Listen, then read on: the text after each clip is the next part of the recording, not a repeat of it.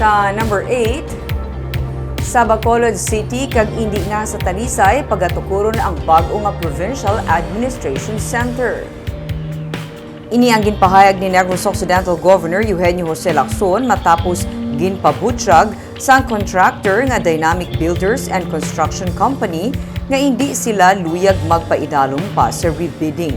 Luyag man kuntani sa probinsya nga sa duta sini sa Talisay City ipatukod ang bag-o nga administration center sa tuyo nga dito naman ang bag-o nga economic growth.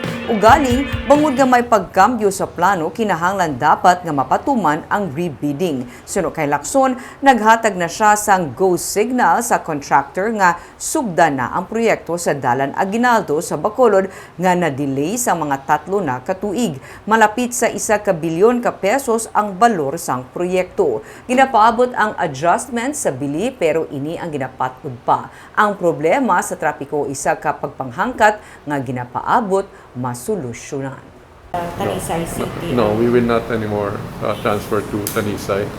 We will just have to maybe study what we can do with that property.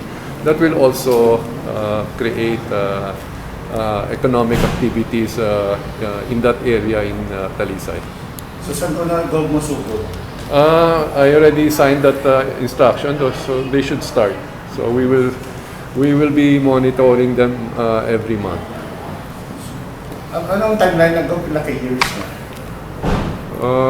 I understand 3 years.